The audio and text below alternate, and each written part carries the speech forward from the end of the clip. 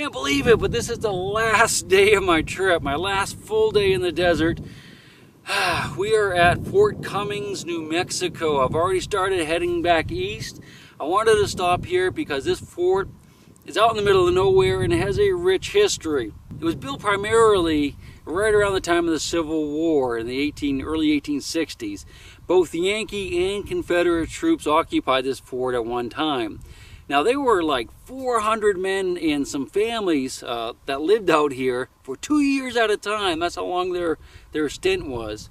The officers, of course, had the opportunity to bring their families if they would like. Enlisted men, not so much.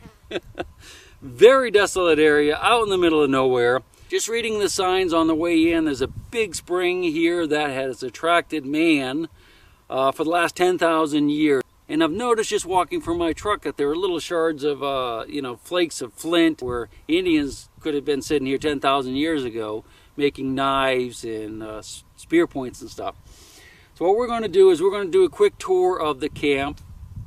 Right now I'm in the cemetery. This is called Cemetery Ridge. They originally wanted to build a fort right here, but there's a hill right off to my side that's too close, and it would have afforded the enemy good protection to attack the fort, whether that was during the Civil War or the Apaches later. Now, this fort was abandoned right after the Civil War in like the 1866 time frame. It was revamped again and brought back into service during the Geronimo campaign, which was in the 1880s. That's when Geronimo, who was a kind of a famous Apache, broke free from the reservation and went on a rampage slaughtering all of the settlers in the area. So they reestablished this camp for a number of years until they reined him in. So let's take a look around at the cemetery. Supposedly there's like 80 people buried here, 30 of them killed by Apaches and are unknown. The sign says that they were supposedly disinterred and brought to Fort Leavenworth and reburied in the National Cemetery, but Fort Leavenworth has no record of that ever happening. So maybe they never dug up the bodies. Let's look around. This is the only marked headstone in the cemetery, and this is to mark the graves of 3 soldiers that were killed by the Indians. They were out chopping wood for the post, and they were attacked, ambushed, and killed. And as you can imagine, a post with this many men would use a lot of wood, so they had to go out and chop wood all the time. Oh, and I almost forgot. Fort Cummings, New Mexico, okay? Another fort that, well, actually the very first stop I made out here was at Fort Bowie, Arizona, which is on the exact same stage line that we're on now. It's the Butterfield stage line. It's about 200 miles west of here. So the coaches would come from the St. Louis area with their passengers, and they would stop here because there's a spring, and there was a way station so they could get food and whatnot and water. And then they would keep moving up to toward the coast, stopping at Fort Bowie probably many days after they stopped here. This was a fortified post here even before the Army came in to protect from Apaches, because the Apaches really like this area because of the big spring. And there's a canyon behind me that is rumored to be one of the most dangerous stretches of the Butterfield line, much like the Fort Bowie canyon that we visited earlier. And the reason they built the cemetery originally was because the Butterfield passengers, the women and children, were sickened by the sight of corpses and skeletons, bleached skeletons of humans lining the canyon behind me. So the soldiers just gathered up all the bones that were along the trail and brought them up here and started the cemetery. It's theorized that they probably just threw them in one hole, but of course the cemetery grew over time because a lot more people were killed. Let's go for a walk. So I want to give you a quick panorama of the area. Again, this is a cemetery. If you look way off in the distance there in the bottom, those are some of the post buildings. That's where the fort was. That little rise down there. You can see how desolate it is. I think the spring is supposed to be in that area, probably where those trees are. There's the old Chig rig.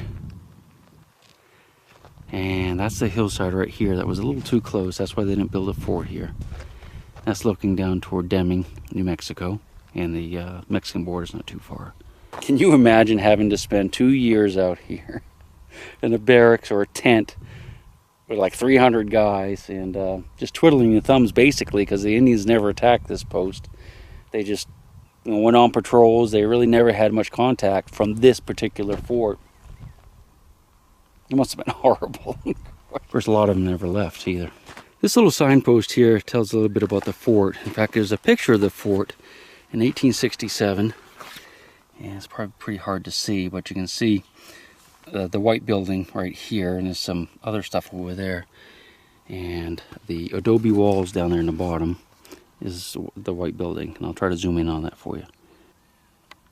The adobe walls you see there, I believe, is a white building in that photograph. And you see some more ruins off to the side.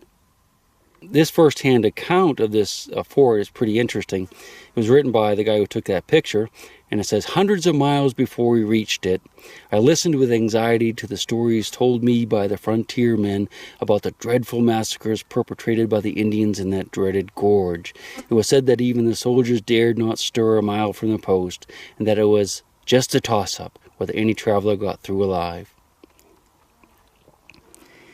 And the gorge is off in the distance there, and this fort is here to protect the travelers. Oh, look at the jackrabbits.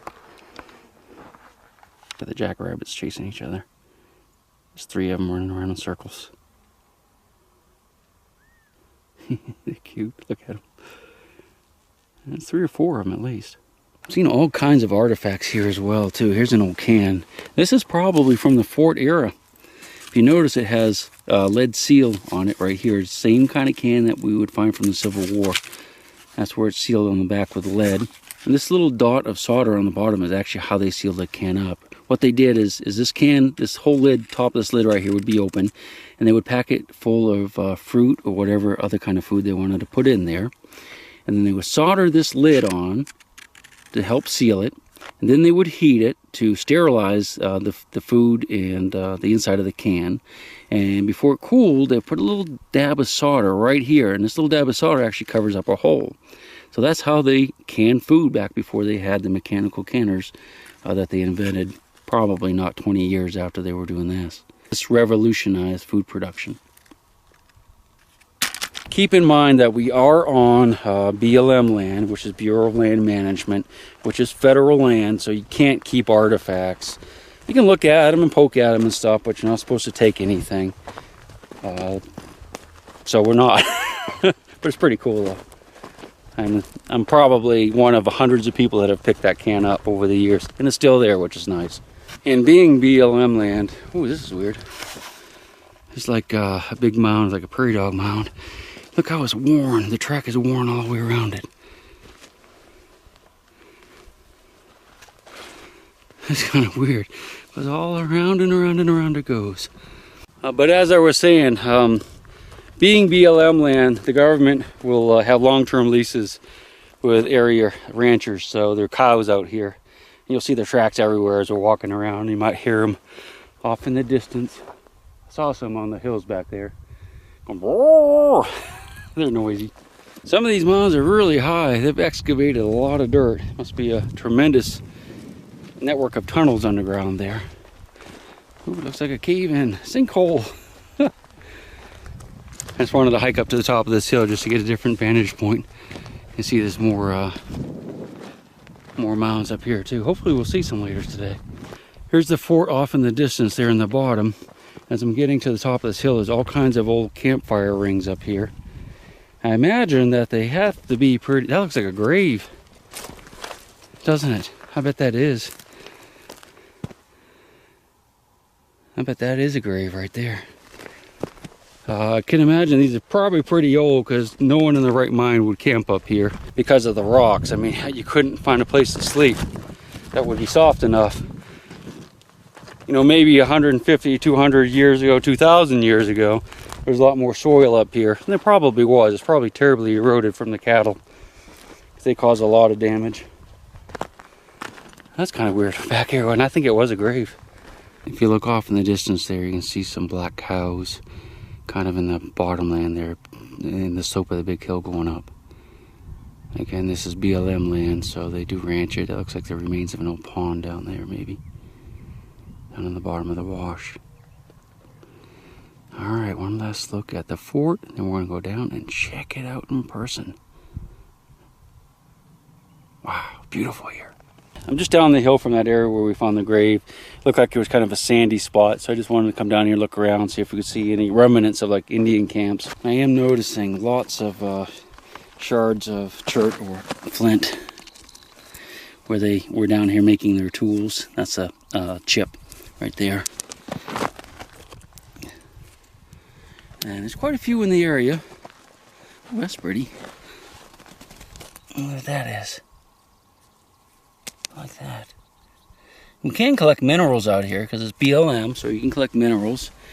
You can look for gold and all that good stuff, but you can't take anything made by a man that's over 50 years old. And that includes a penny that was made after I was born.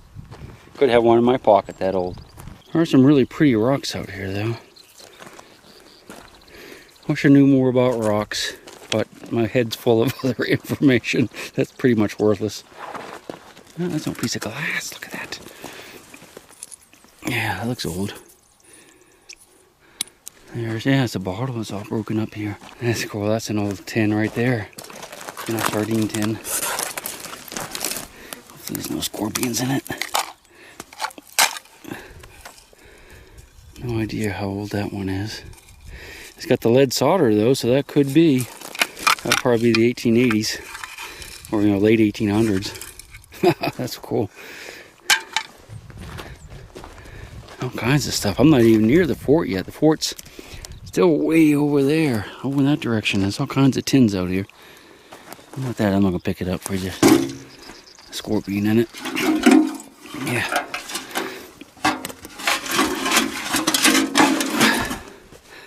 Yeah, the poor old truck is getting kind of squeaky. I guess I need to repack everything. And watch out for those bushes on the side there. Lots of thorns and they'll scratch your truck up pretty bad. So we made it to the actual fort. The Adobe Building is behind me. We're going to look at that. I think that's part of the fort itself. And I think the Adobe Building was the sutler store. Or, you know, it's a civilian that would provide goods for the military personnel. And also the people traveling through on stage coaches. Look at all the metal down here. Relics, a lot of cans, broken glass. It's like barrel bands. We've gone around to, there's another one of those cans like I found up on the side of the hill. Those are going around wooden casks. We're coughing like crazy out here. I don't know if it's allergies or prairie dog lung. The reason they have the fences up and that little turnstile like thing is to keep the cows out. Because the cows have knocked this stuff over, and they probably have knocked most of it over the years. This is Adobe. These are bricks that they would make out of the dirt in the area, and they'd put sticks and stuff in it. That's pretty nice. Some rocks in there. You don't want to be messing around on the Adobe walls, according to the sign. We can walk through it. Yeah, I can see it's really crumbled over here even. That's probably not that old. Won't be here much longer, so if you want to see the remains of Fort Cummings. As I was checking out the Adobe walls there, I noticed a big pile of dirt over here that is very odd looking. But it dawned on me it's probably part of an archaeological dig. And that's the dirt that they sifted. Or that's a giant ant pile. I guess it's sifted dirt. Oh yeah, look at all the plastic up here. I wonder why they did that. Must be covering something up. Maybe there's another building underfoot. It's amazing how many artifacts are just laying around though. You know, well, it's mostly just cans and nails, but it's lots of flakes of chert and stuff where the Indians were making their arrowheads here up to 10,000 years ago. Bullets, or rifle casings. Modern, of course.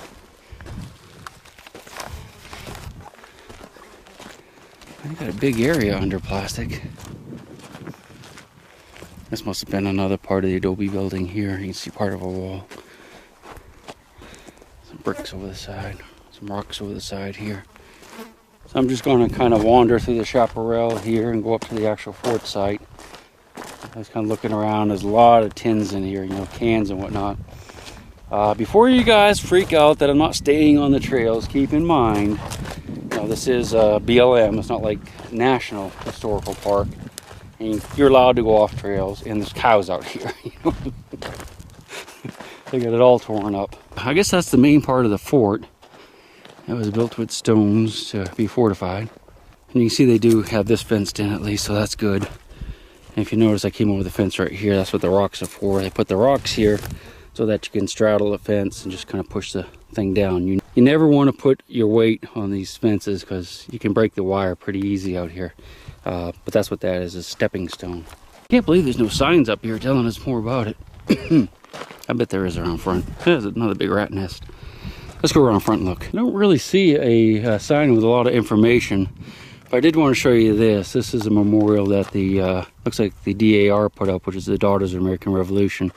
Put it up in 1935. It reads, Old Fort Cummings, Stage Station on the Butterfield Trail, 1858 to 1861. And the reason that marker shows the Butterfield stage line stopping in 1861 is because of the outbreak of the Civil War. Of course, this was a very wild territory back then, and California was settled because of the gold rush, and that was considered a Yankee state. But Texas, which the Butterfield stage line had to pass through, of course, was staunchly Confederate. So the Union Army, or the federal government, made Butterfield stop running his stage lines through here. So the government didn't want the stage line to help facilitate the Confederacy in any way. I think they actually had to move it north, out of area that could potentially be controlled by the Confederates. Well, Texas was, and that's not far away. So it was actually reestablished after the war for a number of years, and I think officially abandoned in the 1880s. I'm just following the little trail around, and this is bringing us through some other structures that were here in the fort. Can you imagine being stationed out here for 2 years? It must be brutally hot in the summertime here. I mean, it's got to be. I mean, it's hot now and it's April. That's an adobe brick wall right there. That's gone. And in the picture, you saw a bunch of tents and stuff, and that was in that area over here. That's where they had to put tents, Sibley tents for the soldiers. Because when they came back here and reestablished it after the war, the civilians had pretty much stripped everything of value out of the fort here, and it had deteriorated so bad only 1 or 2 buildings was useful. I can imagine 300-400 men living out here for years at a time. Got to be a ton of stuff buried. The trash dumps around here. Somebody's old fire pit right there. There's broken glass and nails everywhere out here. Nice square nails. Those are definitely period. A lot of them. So there must have been some buildings right here where we're standing at some point. I doubt that wood. Yeah, wood's not period. That would have been rotted long ago. There's an old casing of some sort right here. That's probably modern. Yeah, it's like a 45. Some more of that weird mineral or rock. Oh, watch out for nails in the boot. Always check out the dirt. Make sure there's nothing interesting in the dirt. The little critters are dug out. Not much left to... Oh, that's a fireplace. I bet that's where they probably cooked or made their bread. Like a bread oven. I got bricks. Look at that. That might have been some type of bread oven or something. I would guess. I don't know. I don't know why else they would have bricks out here. The remains of a foundation. You can see the flat stones going around. That type of structure here as well. Well, there's a neat little artifact. This little brass roller buckle. It could have been off of horse equipment or a cartridge box or something like that. That's pretty neat. Leave it right where we found it though. The place must have been loaded with stuff at one time. Bottle wise and relic wise. That's an old one. Stomp it back down. A lot of cans. And the old cans too. I'm not gonna pick it. Well, maybe I'll just move it in case of the scorpion. See, it's got the solder mark there, like I was explaining to you earlier. Both of them do. So they're probably from the fort period, and not some hunters out here. Well, it could be. A lot of cans and broken glass, though. Woo-wee! It's cool. I bet this place was littered with relics at one time, but it's been picked over. one interesting little side story that I read about this fort and the commander was that the local Indian guides were being paid with paper in the whole area, not just here. And this particular commander didn't like that because the local people and the settlers were taking advantage of the Indians, not really understanding the value of the paper. So he insisted that all his guides be paid with silver dollars. So this was a place for silver dollars. So keep your eyes open. You never know. Might find a stack of them out here somewhere. Oh, we just walk down through here for a few minutes, see what we can see. Might be some critters down here too. Sun's getting really bright. It's getting hard to see out here. More cans. I'm almost afraid to touch them, but washing out of the bank. A lot of these would have been beautiful. Beautiful bottles. Look at that. I wonder if they had a dump here, or if they just kind of threw their stuff over the side of the wash. That's melted.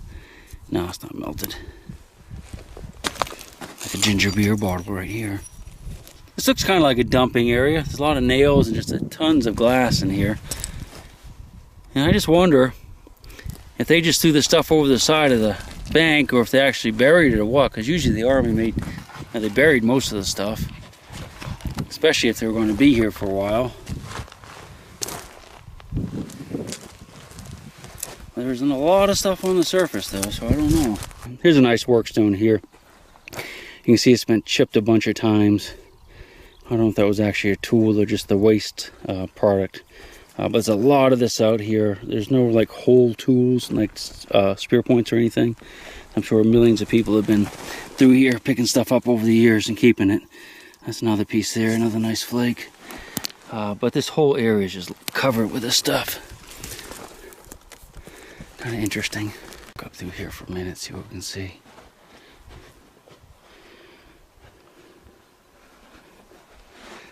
That's kind of interesting. Look at that. You see the silt here and the silt here.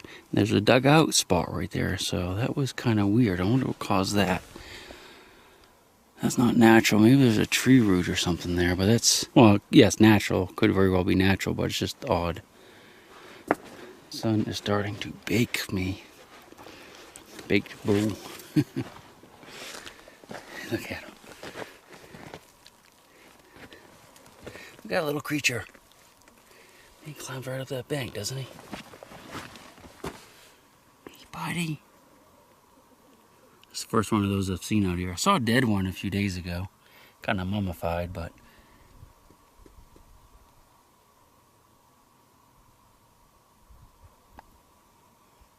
That's cool, little dude. We'll leave you be. This might be an Indian tool here.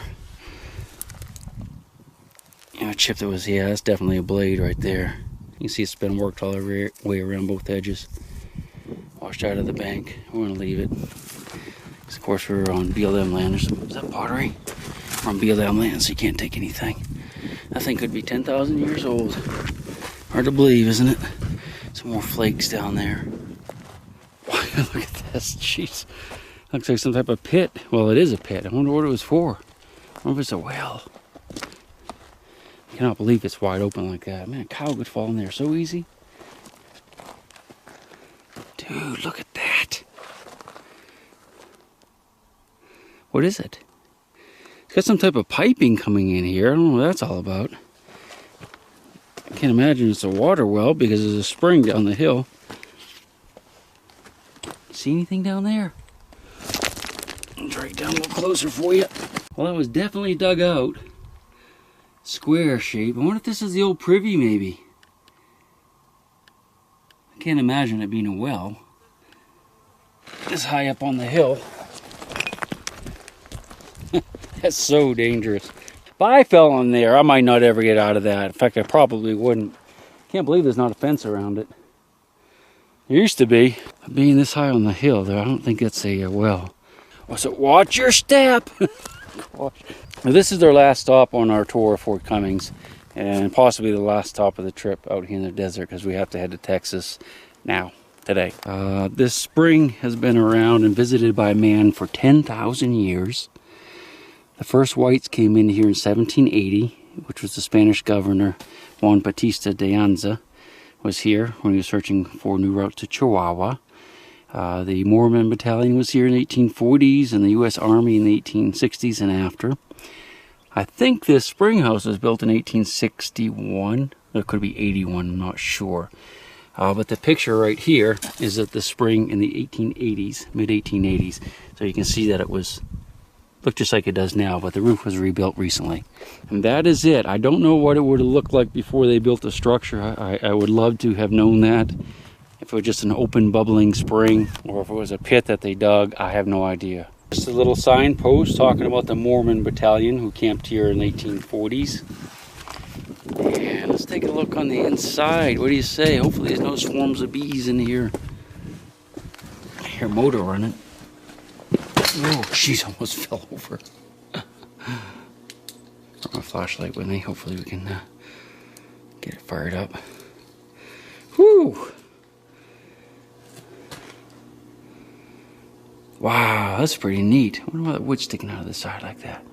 So this was built in the 1880s by the railroad, and what they did is they ran a pipe from here by siphon, that means no motors, and ran the water down to the railroad, which is like 15, I think it's like 10 to 20 miles away, all by gravity. Cool. Watch your step.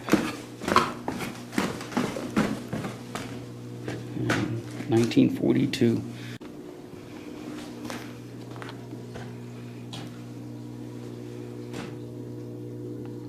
Go ahead and look down inside. You know why manhole covers are round? You notice how this is round? Do ya? That is so that the lid cannot fit down inside the hole and fall to the bottom. Watch out for spiders. There's a big spider right there. Because if it was any other shape, square or... don't want him on us, do we? Not sure what kind that was, but he was heading for my legs. If this was any other shape than round, if it was rectangular or square, he could fit down in the hole. Something just turned off.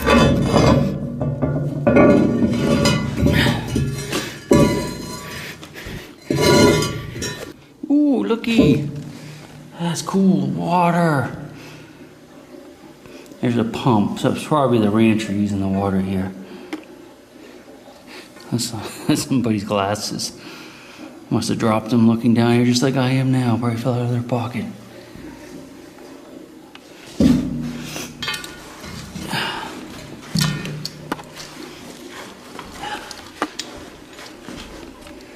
Oh, look, there's all kinds of skulls. Those are rodent skulls. Oh, that's disgusting.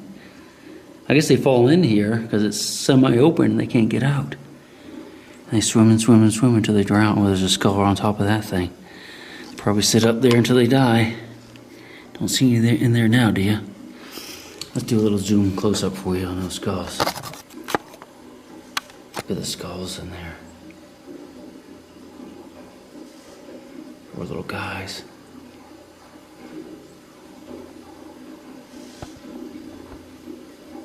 They had lonely deaths. They weren't ripped to shreds by an owl or anything, but still, wow. All right, I'll close it back up the best I can, and away we'll go. I closed it back up and put the boards back. Keep them out there as best I can. Let's get out of here. It really, really reeks in here. Not sure what it smells like, but it doesn't smell good. Back out into the daylight. Maybe. I hope you enjoyed our little tour of Fort Cummings. It was fun exploring here. I love places like this. I mean, not a soul. It's awesome. Out of breath though. All right, back to the Chig rig. So I just found this sign on the way out, and it talks about the fort in 1882 and the Victoria campaign. But that's a good picture of the fort here. I just wanted to show to you. These are the Adobe Structures down there, and this is where they had all the tents out across that flat. Apparently, they had some over here too. And this looks like it was probably pretty close. This was on this side of the ravine. You can see this, the adobe walls down there. And a gigantic pile of broken glass and nails. All square nails though. Must have been a building right here. This must be where they just tossed their junk. Wow.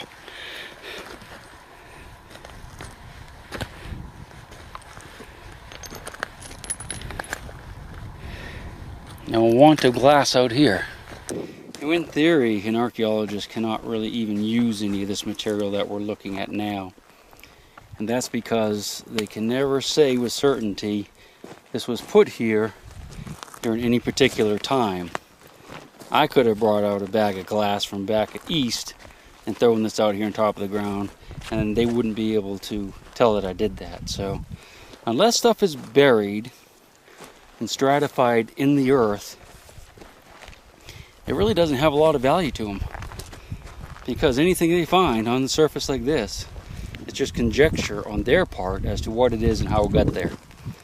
True story. It's one of the dirty little secrets they don't tell you. That's a Border Patrol checking station here on I-10.